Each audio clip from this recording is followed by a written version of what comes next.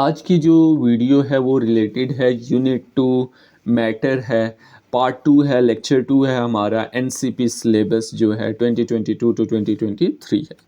आज के लेक्चर में हम बात करेंगे कि सब्सटेंस क्या होता है, फिर प्योर सब्सटेंस को देखेंगे, फिर एलिमेंट को डिफ़ाइन करेंगे, कंपाउंड एंड मॉलिक्यूल को देखेंगे, फिर हम मिक्सचर को देखेंगे, उसके टाइप्स को देखेंगे कि होमोजीनियस मिक्सचर क्या है, हेट्रोजीनियस मिक्सचर क्या है। फिर हम बात करेंगे एलोट्रोप्स, फिर एलोट्रोप्स ऑफ कार्बन जो हैं ग्रेफाइट, डायमंड, बकीबाल, इनको डिस्कस करेंगे। एंड लास्टली हम डिस्कस करेंगे कि सोल्यूशन क्या और उसकी types on the basis of solvent, जो कि लिक्विड सोल्यूशन है, गैसियस सोल्यूशन है, सॉलिड सोल्यूशन है। और लास्ट पर हम बात करेंगे लिक्विड एक्वस सोल्यूशन की, जो कि हमारे पास क्या होता है, लिक्विड सोल्यूशन ही होता है। अब हम स्टार्ट करते हैं कि सब्सटेंस क्या है। हमने पढ़ा था matter, any substance that has mass and occupy volume, उसे हम मैटर कहते हैं। तो कोई भी मैटर होगा उसकी कुछ ना कुछ सेट ऑफ प्रॉपर्टीज़ होंगी, कुछ ना कुछ करेक्टरिस्टिक्स होंगी।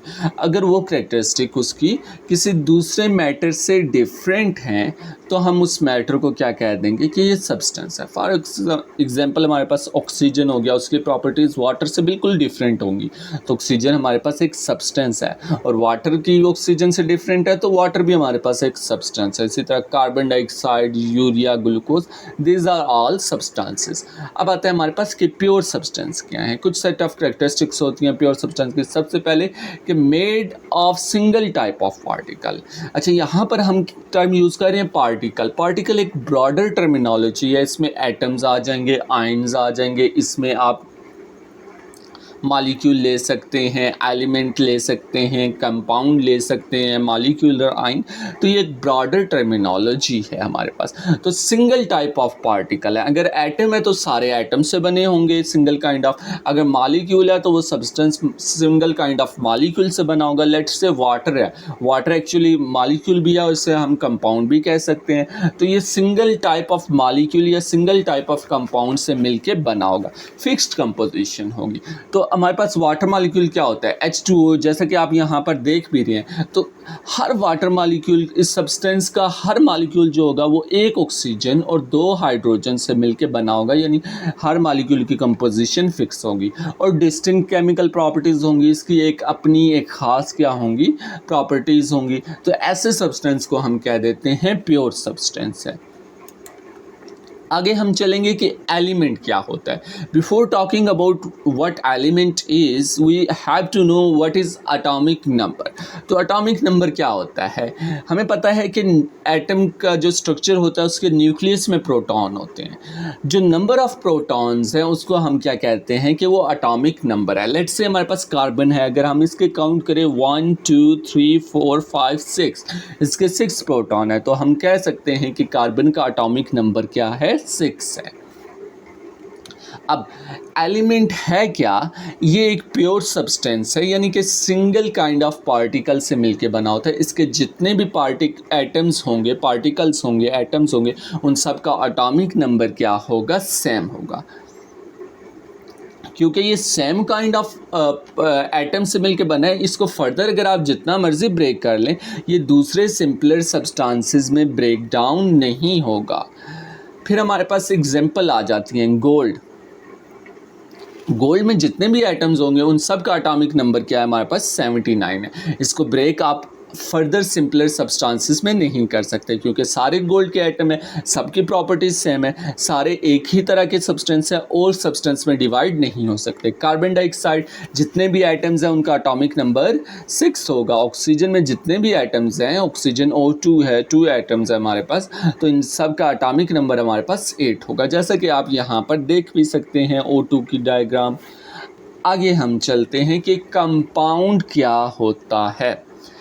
जस्ट लाइक एलिमेंट, ये भी हमारे पास एक प्योर सब्सटेंस है, लेकिन क्या होगा, ये 2 या 2 से ज़्यादा एलिमेंट से मिलके बना होगा और वो एलिमेंट केमिकली बाउंड हुए होंगे, बॉन्ड बना होगा उनके दरमियान। बॉन्ड से क्या मुराद होती है? बॉन्ड हम एक्चुअली एक अट्रैक्शन है, जिस तरह एक मैग्नेट दूसरे मैग्नेट को अट्रैक्ट करता है, इसी तरह बॉन्ड भी एक अट्रैक्शन है। केमिकली बॉन्डेड यानी वो केमिकली एक दूसरे के साथ की तरफ क्या हुए होंगे? अट्रैक्ट होंगे। Fix together in a fix ratio, उनकी रेशियो भी क्या होगी? फिक्स होगी। फॉर एग्जांपल लेट्स से ये हमारे पास है H2SO4, इसमें इस मॉलिक्यूल में क्या होगा कि सबसे पहले देखें ये डिफरेंट यहाँ पर क्या हैं? एलिमेंट्स हैं, हाइड्रोजन है, ऑक्सीजन है, सल्फ़र है, और ये सारे केमिकल बॉन्ड हैं और इनकी रेशियो भी फिक्स है, यानी हर सल्फ्यूरिक एसिड के कंपाउंड में हमारे पास 1 सल्फ़र होगा, 4 ऑक्सीजन होंगे और 2 हाइड्रोजन होंगे। अच्छा, कंपाउंड्स की प्रॉपर्टीज़ डिफरेंट होती हैं उनके एलिमेंट से जिनसे वो बने होते हैं, यानी एलिमेंट की डिफरेंट है, जब वो ज्वाइन होकर कंपाउंड बनाएंगे तो उसकी मुख्तलिफ होंगी, बिल्कुल मुख्तलिफ होंगी उन एलिमेंट से। लेट्स से हमारे पास ये सल्फ्यूरिक एसिड था और आगे हमें पता है कि ये ऑक्सीजन से मिलकर बना होगा, ठीक है, इसमें ऑक्सीजन है हमारे पास। तो अगर ऑक्सीजन की प्रॉपर्टीज़, वैसे आपने ये याद नहीं करनी, सिर्फ समझाने के लिए, अगर इस ऑक्सीजन की प्रॉपर्टीज़ को आप कंपेयर करें H2SO4 कंपाउंड के, सल्फ्यूरिक एसिड के कंपाउंड के प्रॉपर्टीज से, तो अपीयरेंस देख लें, ये ऑयली लिक्विड है, ऑक्सीजन गैस है, इसका ऑर्डरलेस है, यानी कोई ऑर्डर नहीं है, तो उसका भी क्या है? ऑर्डरलेस है। ओके, मॉलिक्यूलर वेट दोनों का क्या होगा? डिफरेंट होगा। उसके बाद मेल्टिंग पॉइंट भी डिफरेंट है, बॉइलिंग पॉइंट भी डिफरेंट है, और इवन सॉल्युबिलिटी भी क्या है हमारे पास? डिफरेंट है। तो प्रॉपर्टीज़ जो होंगी बनने वाले कंपाउंड की वो डिफरेंट होंगी, क्लियरली यहाँ से शो हो रहा है कि एलिमेंट से। आगे जिन वो एलिमेंट्स के मिल के बना होगा, हम केमिकल मीन्स के थ्रू हम उसे ब्रेक डाउन करके दोबारा उन एलिमेंट्स में कन्वर्ट कर सकते हैं। फॉर एग्जांपल वाटर हमें पता है हाइड्रोजन और ऑक्सीजन से मिलके बना है, लेकिन वाटर की जब इलेक्ट्रोलाइसिस की जाए, electricity lysis mean break down, यानी जब करंट हम गुजारेंगे वाटर से तो वो ब्रेक डाउन हो जाएगा, तो वो हमारे पास हाइड्रोजन H2 और ऑक्सीजन बना देगा। यानी कंपाउंड्स को दोबारा हम इंडिविजुअल एलिमेंट्स में कन्वर्ट कर सकते हैं थ्रू केमिकल मीन्स। एग्जांपल क्या आ जाएगी कंपाउंड की? हमारे पास एग्जांपल आ जाएगी H2O CO2 NaCl। यहाँ पर देख सकते हैं आपके CO2 का क्या है? डिफरेंट हमारे पास दो हैं हमारे पास एलिमेंट्स, एक ऑक्सीजन है और कार्बन है। ये केमिकली बॉन्ड है, इनकी रेशियो भी फिक्स है, 1 कार्बन होगा, 2 ऑक्सीजन हमारे पास ज्वाइन होंगे। सिमिलरली वाटर भी हमारे पास क्या है? एक कंपाउंड है। NaCl हमारे पास आप दे सकते हैं, 1 Cl को 6 Na के मॉलिक्यूल सराउंड कर रहे हैं, फिक्स रेशियो है, और एक Na को 6 Cl के कर रहे हैं और 1 Cl को 6 Na के मॉलिक्यूल क्या कर रहे हैं? सराउंड कर रहे हैं। तो फिक्स रेशियो है, 6:6 होता है, कट के 1:1 हो जाता है, तो ये हमारे पास NaCl बन जाता है। फर्दर आगे हम चलते हैं कि मॉलिक्यूल क्या होता है। मॉलिक्यूल भी एक प्योर सब्सटेंस है। हम कहते हैं कि इसमें एटम्स क्या होते हैं? केमिकली बॉन्डेड होते हैं विद ईच अदर।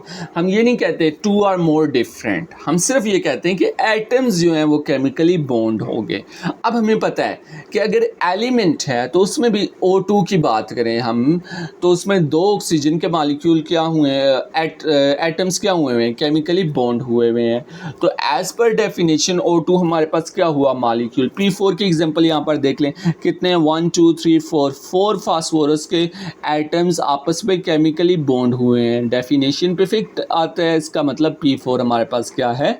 एक मॉलिक्यूल है। इसी तरह गोल्ड भी हमारे पास एक मॉलिक्यूल है। HCl और H2SO4 हमें पता है कि डिफरेंट है, तो ये हमारे पास कंपाउंड है। लेकिन चूंकि हमारे पास एटम्स हैं, ऑल्दो डिफरेंट एटम्स है लेकिन है तो एटम्स, वो केमिकली बॉन्ड हुए हुए हैं, तो ये मॉलिक्यूल की डेफिनेशन पे भी फिट बैठता है। तो हमारे पास HCl H2SO4 भी हमारे पास क्या होगा? मॉलिक्यूल होगा। यानी कि मॉलिक्यूल एक एलिमेंट भी हो सकता है, मॉलिक्यूल एक हमारे पास कंपाउंड भी हो सकता है।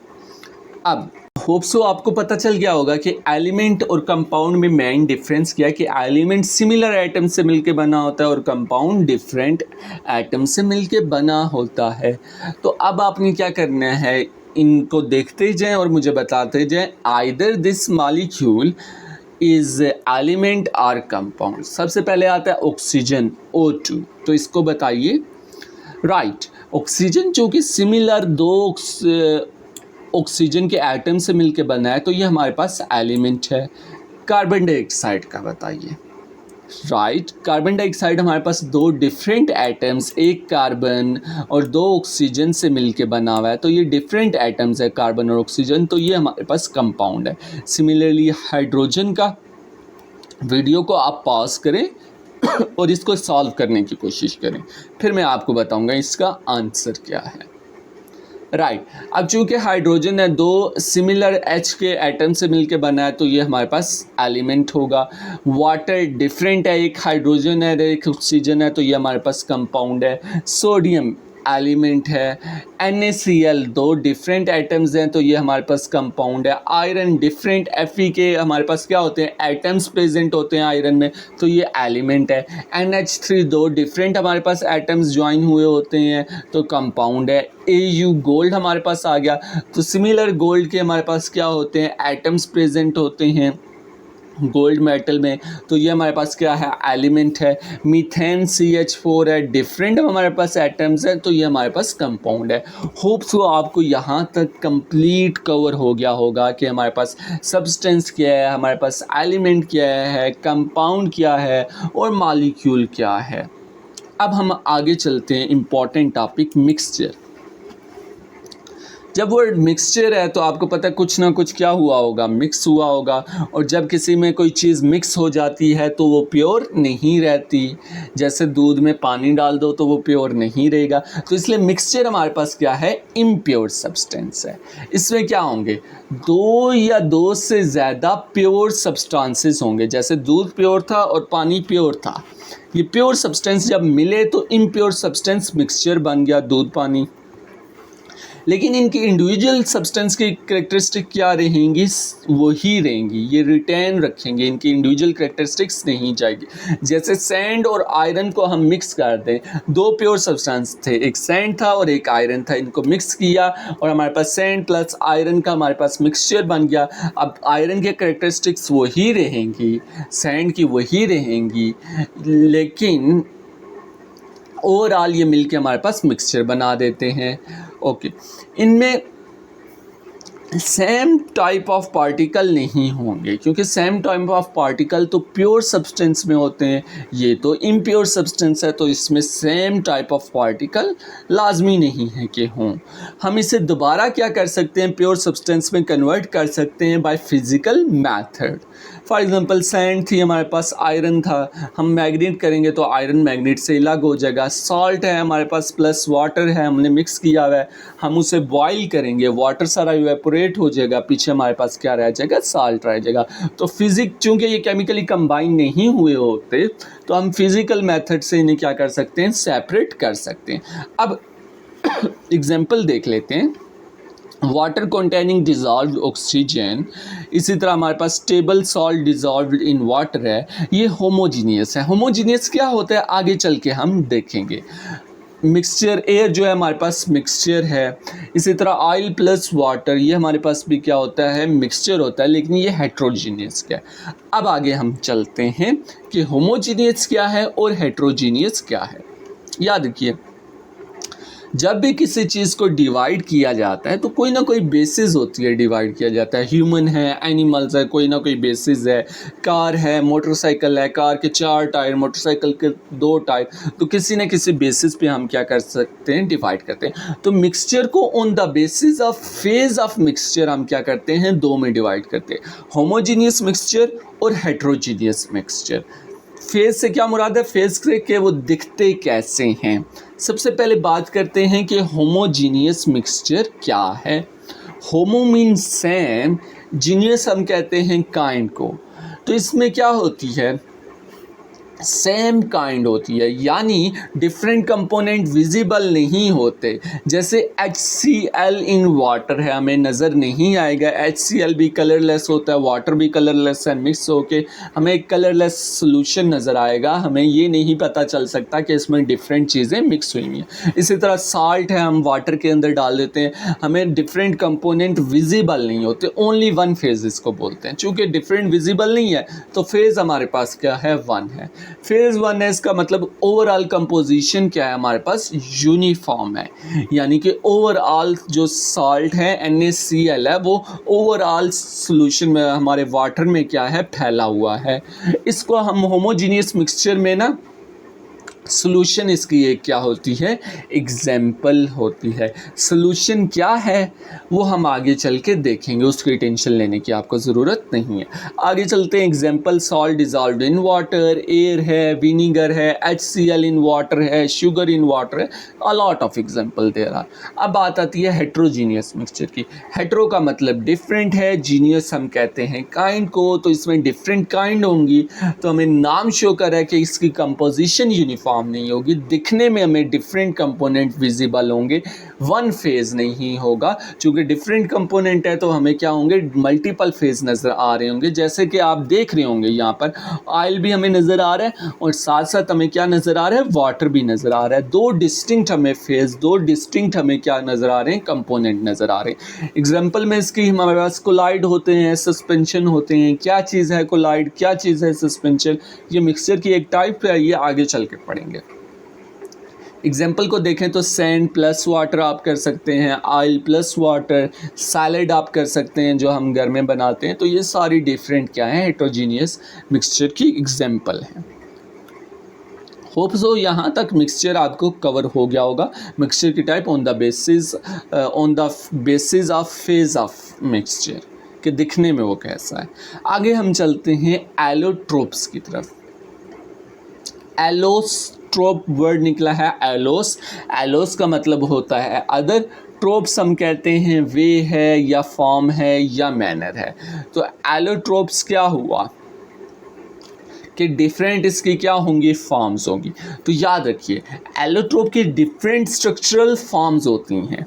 डिफरेंट क्या होगी, स्ट्रक्चर डिफरेंट होगा लेकिन एलिमेंट सेम होगा। फॉर एग्जांपल कार्बन है तो कार्बन के डिफरेंट स्ट्रक्चर्स होंगे लेकिन रहेगा कार्बन ही, और उसकी फिजिकल स्टेट भी सेम रहेगी। यानी कि कार्बन अगर सॉलिड है ना तो डिफरेंट एलोट्रोप्स जो कार्बन के होंगे वो सारे सॉलिड होंगे, सारे कार्बन से बने होंगे। फ़र्क सिर्फ ये होगा कि उनका स्ट्रक्चर डिफरेंट होगा।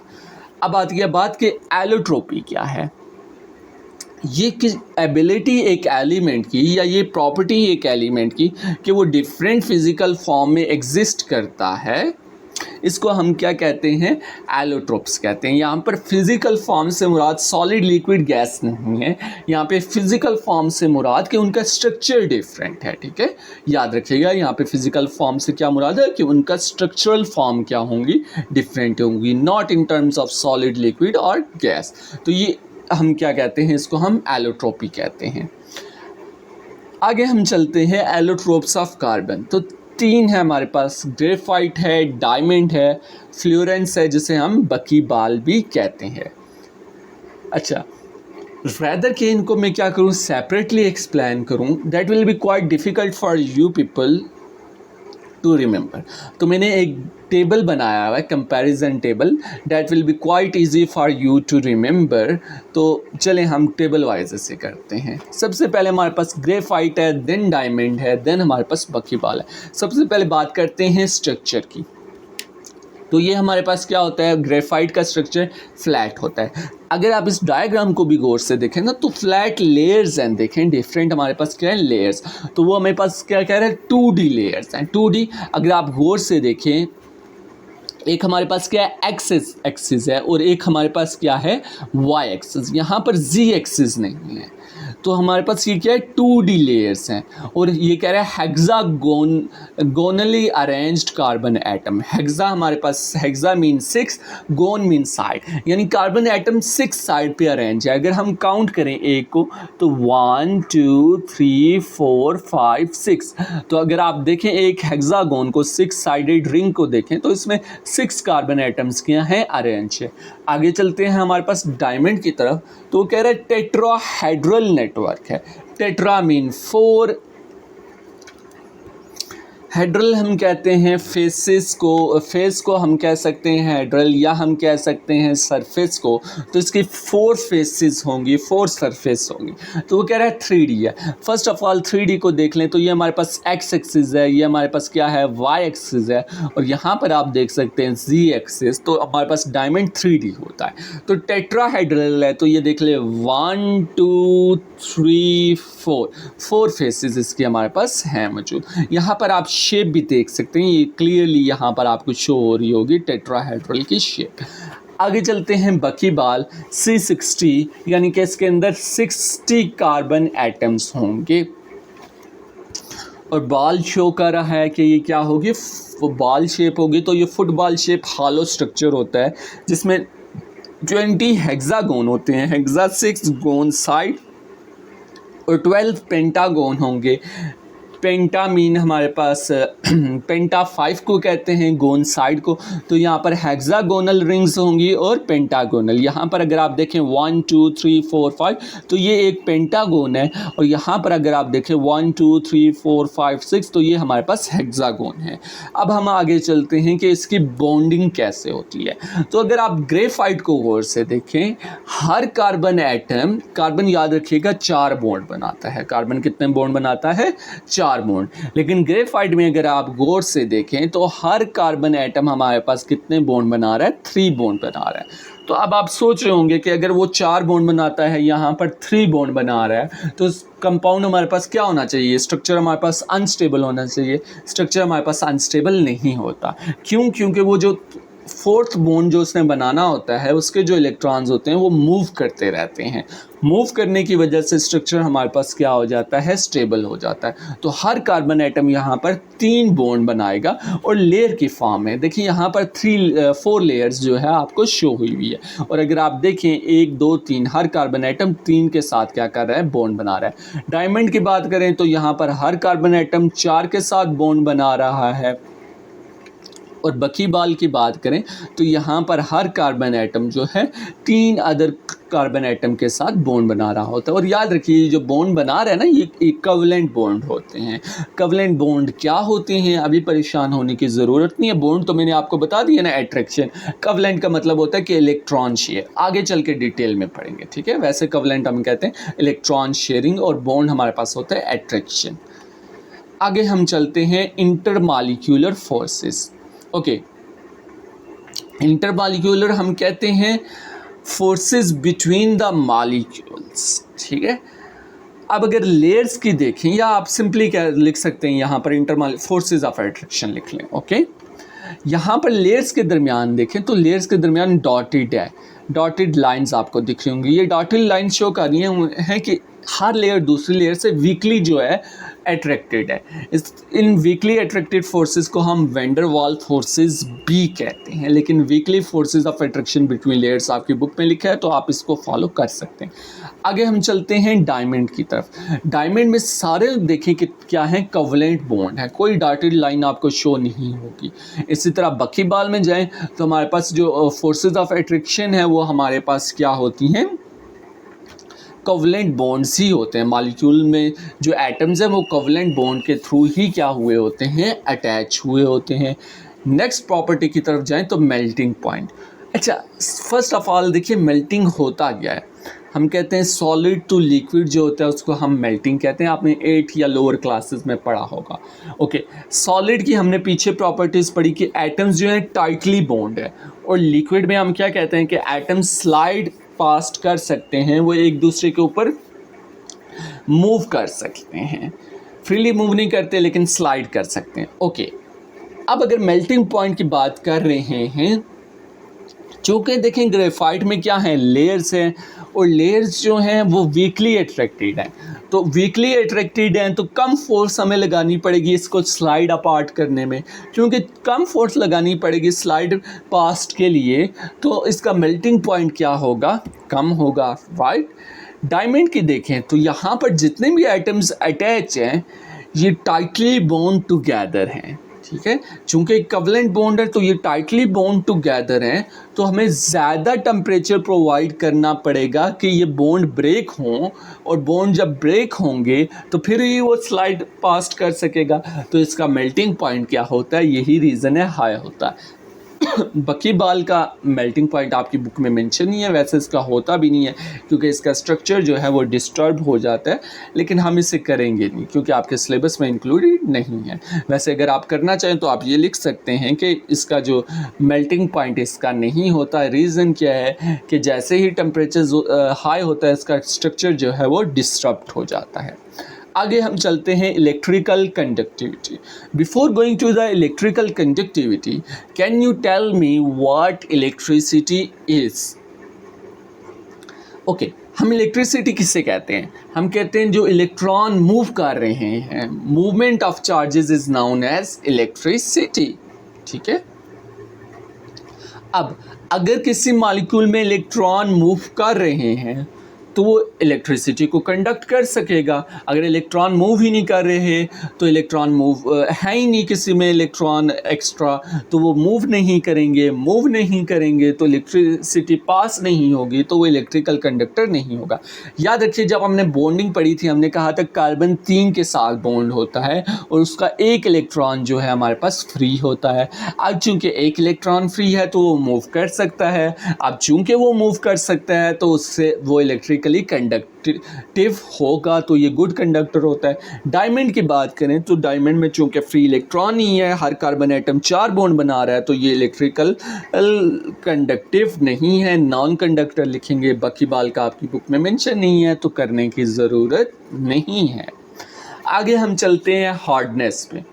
अब देखें लेयर्स हैं ना, ग्रेफाइट के हमारे पास क्या है, डिफरेंट लेयर्स हैं, और लेयर्स के दरमियान क्या है, वीक फोर्सेस ऑफ अट्रैक्शन है। तो लेयर्स एक दूसरे पे स्लाइड कर सकती हैं। चूँकि लेयर्स स्लाइड कर सकती हैं तो ये क्या होगा, सॉफ्ट होगा, स्लिपरी होगा।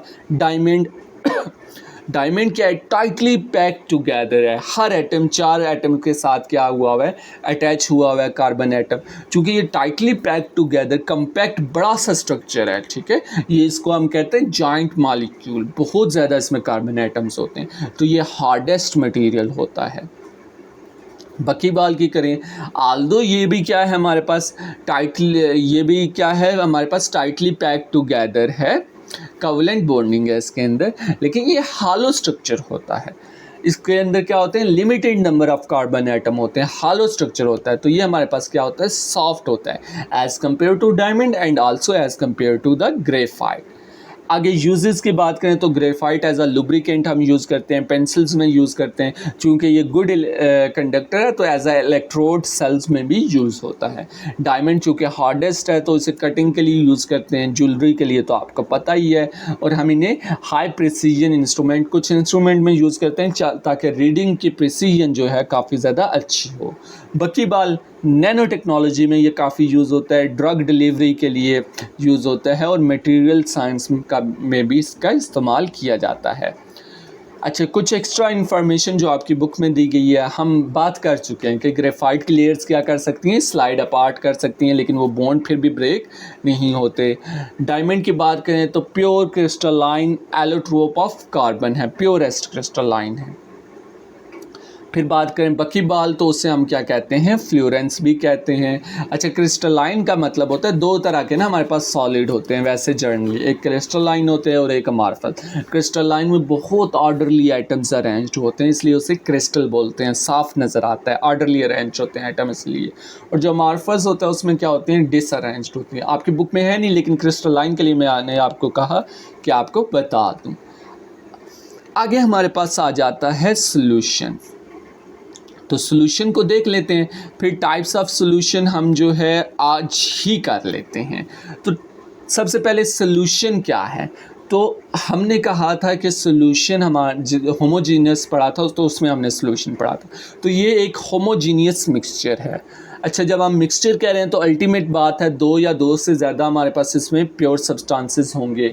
अब जब हम बात कर रहे हैं कि ये मिक्सचर है तो हम सोल्यूशन को कह सकते हैं कि ये हमारे पास इम्प्योर सब्सटेंस है। हमने कहा होमोजीनियस है, तो इसका मतलब क्या हुआ हमारे पास कि इसमें विजिबल पार्टिकल नहीं होंगे, यूनिफॉर्म लुक होगी, वन फेस होगा, राइट। ये डिफरेंट टर्मिनोलॉजी है, वो एमसीक्यूज में आपसे पूछ सकता है कि सॉल्यूशन प्योर सब्सटेंस है या इम्प्योर, तो आपको बताना होगा कि वो क्या है। चूंकि सॉल्यूशन एक मिक्सचर है तो वो एक इम्प्योर सब्सटेंस है। फिर बात आती है सॉल्यूशन में दो चीज़ें होती है, एक होती है सॉल्यूट, एक होती है सॉल्वेंट। तो सॉल्यूट वो चीज़ होती है जो डिज़ोल्व हुई होती है, सब्सटेंस डिज़ोल्व, उसको हम क्या कहते हैं सॉल्यूट। लेट से शुगर को हमने वाटर में डिज़ोल्व किया, तो ये जो शुगर है ये हमारे पास क्या है सॉल्यूट, जो सब्सटेंस डिज़ोल्व हुआ होगा वो हमारे पास क्या है सॉल्यूट। सॉल्वेंट क्या होता है, substances in which solute dissolve, वो सब्सटेंस जो क्या कर रहा होता है सॉल्यूट को डिज़ोल्व कर रहा होता है। In case of sugar in water, तो वाटर हमारे पास क्या है सॉल्वेंट है।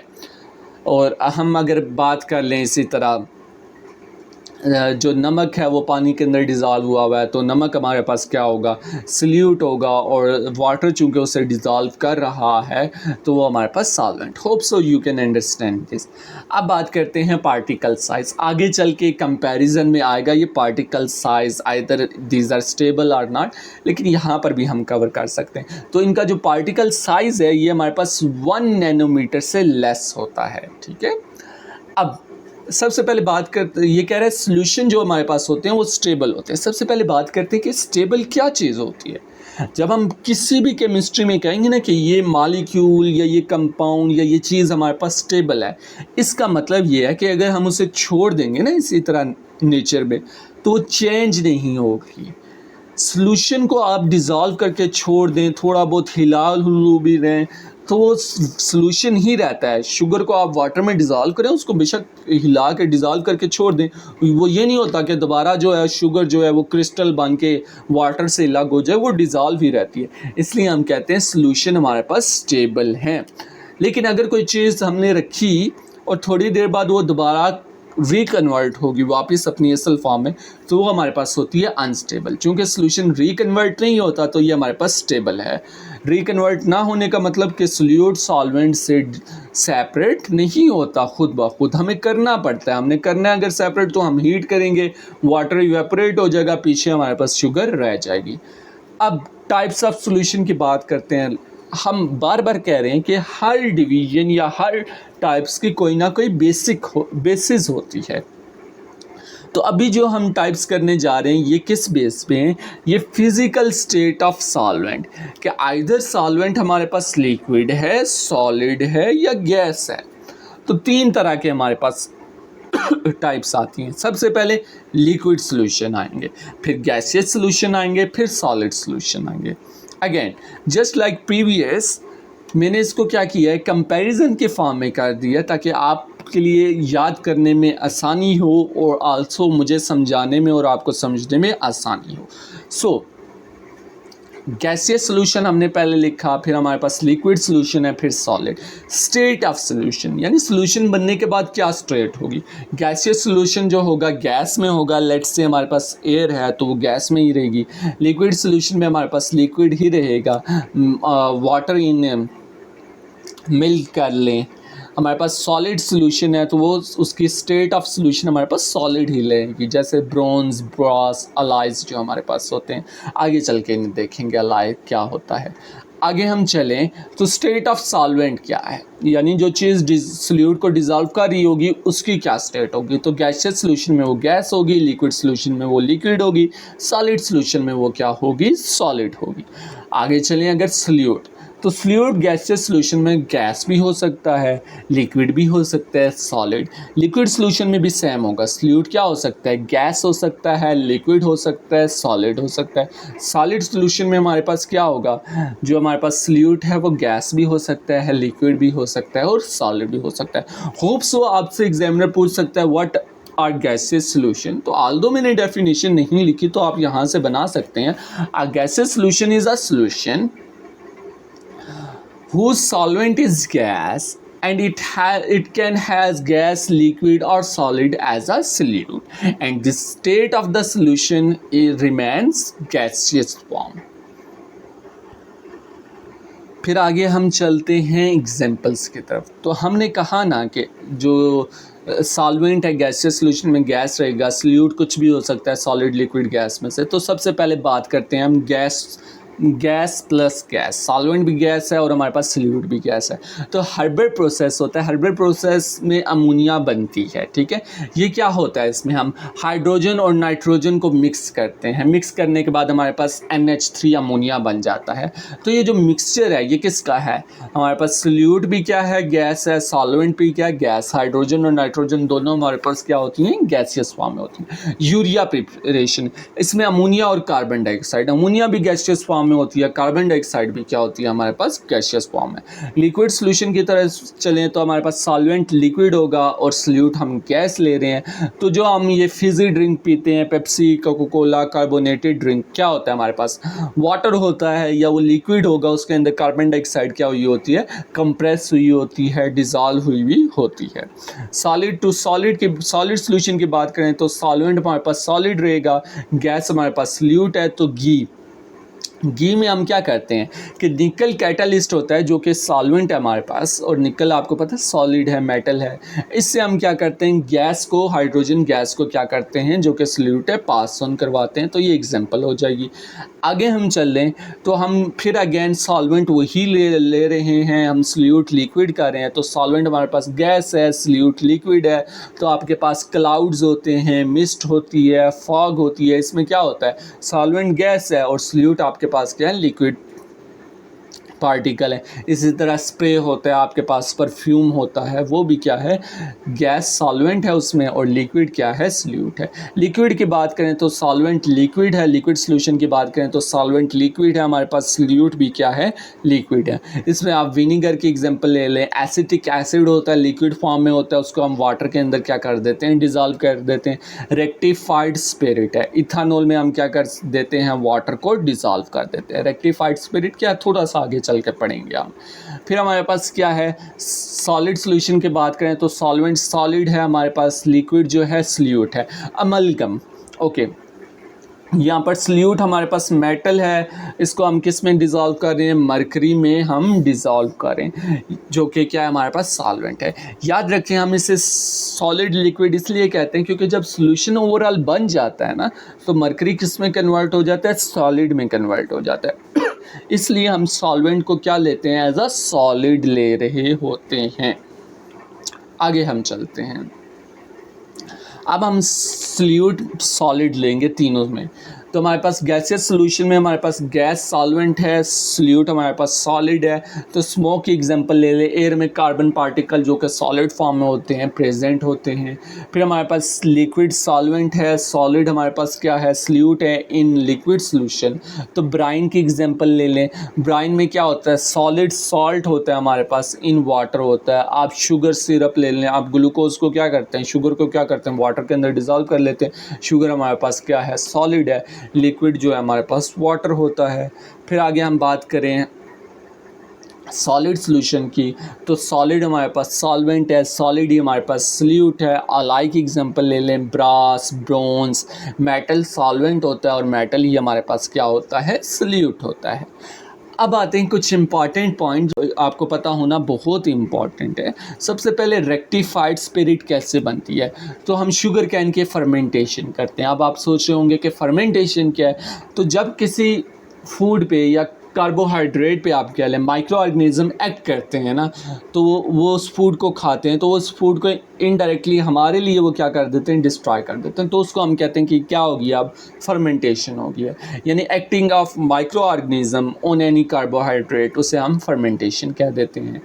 अब अमलगम क्या होता है, solution of any metal solid in liquid mercury. Mercury के अंदर हम क्या करें, किसी सॉलिड मेटल को क्या करें का सॉल्यूशन बना ले, तो वो हमारे पास क्या कहेगा, अमलगम कहेगा। इसको हम दांतों में ये जो फिलिंग वगैरह कराते हैं ना, ये क्या होता है, अमलगम होता है। शुरू में क्या होता है, लिक्विड होता है, बाद में ये हार्ड हो जाता है, क्योंकि हार्ड होने के बाद सॉल्यूशन की स्टेट हमारे पास क्या हो जाती है, सॉलिड हो जाती है। तो हम इसे क्या कहते हैं, सॉलिड सॉल्यूशन कहते हैं। क्यों, क्योंकि after the formation of solution जो हमारे पास स्टेट है सॉल्यूशन की, वो क्या है, सॉलिड, और हमने डिफाइन किया था शुरू में।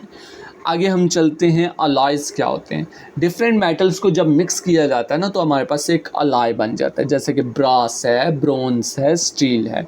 फिर एक छोटी सी इंफॉर्मेशन जो आपके लिए इम्पॉर्टेंट होगी कि कैल्शियम हाइड्रोक्साइड क्या है।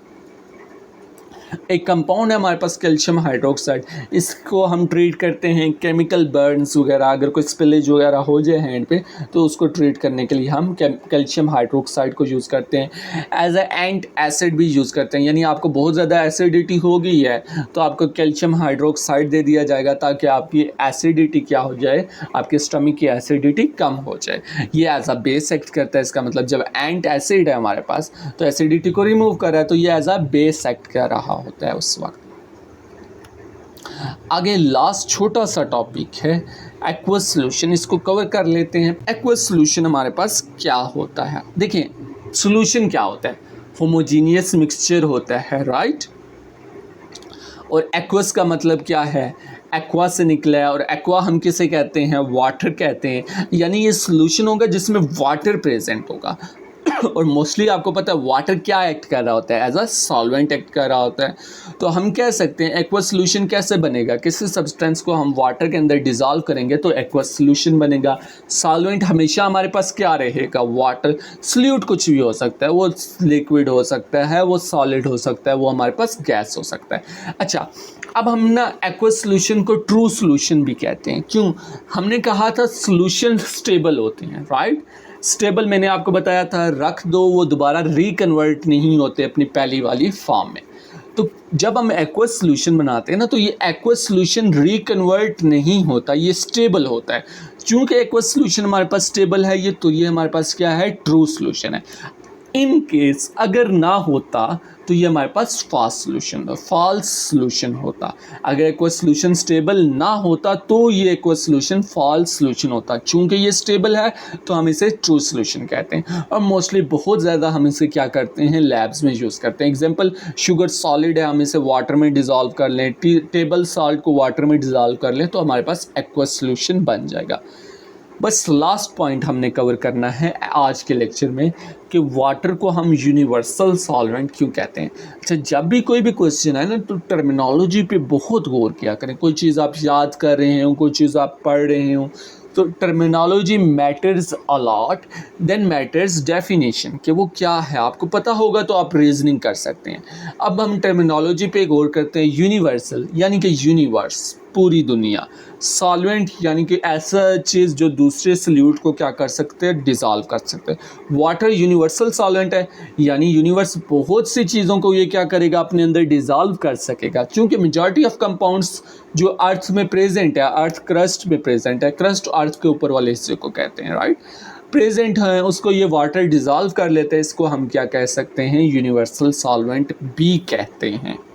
सो आज का लेक्चर यहाँ पर हम स्टॉप करते हैं। इंशाल्लाह नेक्स्ट लेक्चर में हम क्या करेंगे, बाकी चैप्टर को कवर कर लें। तब तक stay tuned, stay healthy, best. Like, share, and subscribe our channel SKW. We will try our best to give simple and effective educational information via the use of the best animation.